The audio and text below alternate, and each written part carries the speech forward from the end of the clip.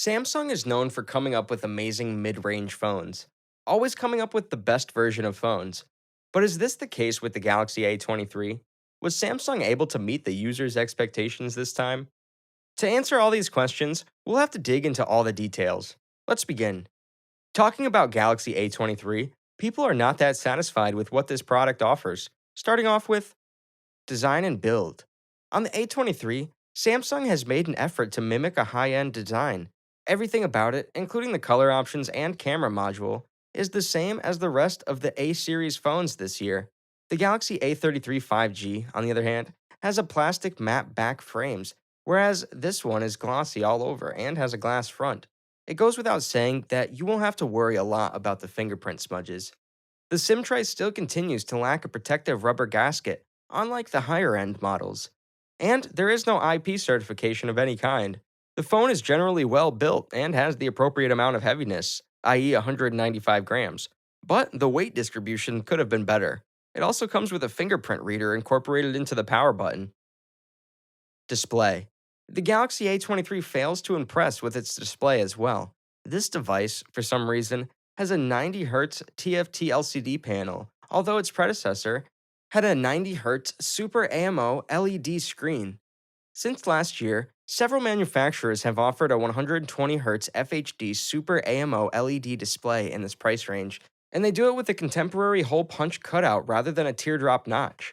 And it's pretty embarrassing to see Samsung, of all smartphone manufacturers, going down to this level. The screen appears quite dull, to be honest. Contents don't appear nearly as brilliant or colorful as they would on an OLED panel due to its limited color spectrum. Confusion still persists about whether Samsung's blue light filter is applied on this phone in an especially unnatural way because of the TFT panel, but it does, especially when the phone is in dark mode. Under extreme lighting, it simply cannot get bright enough. Cases of grayscale inversion are also not very great. It has a Gorilla Glass 5 protection. There's also the adaptive 90 Hz refresh rate, which Samsung has rigorously optimized for the A23. Additionally, it's Widevine L1 certified, enabling trouble-free, high-resolution streaming on Netflix and Prime Video. On the back of the Samsung Galaxy A23, there are four cameras: a 50 megapixel quad Bayer primary camera with OIS, a 5 megapixel ultrawide lens, a 2MP macro lens, and a 2MP depth sensor are all included in the arrangement. It contains a dedicated depth sensor to aid in separating the subject from the backdrop for portrait pictures. In daylight, the primary camera produces quality image. The photographs are properly exposed and have superb details. Although not the best, the clarity and sharpness are adequate. Wide angle photographs appear darker and have fewer shadow features. It doesn't produce crisp images. The macro images are of poor quality with soft and bland colored photos. Up to 1080p at 30 frames per second can be captured on video. Samsung states that optical picture stabilization is a feature of the primary camera.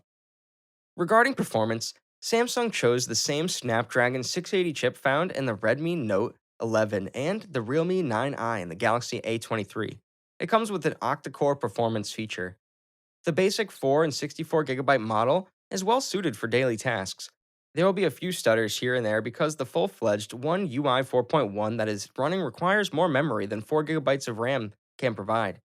The software on the A23 is rather good, from its superb optimization to all the available customization possibilities. This Android skin, which is based on Android 12, is wonderful to use.